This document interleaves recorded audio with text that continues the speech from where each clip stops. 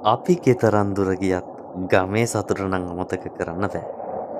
පොළොවට පා තබලා ජලය අතගාලා ආදරෙන් ලෝකය බලන හදවතකයි සැබෑ නිදහස තියෙන්නේ. නගරි ශබ්ද අතර නෙවෙයි. සොබදාමේ නියතමානී හඬ තුලයි අපේ ජීවිතයේ සත්‍ය සැඟවැත්තේ.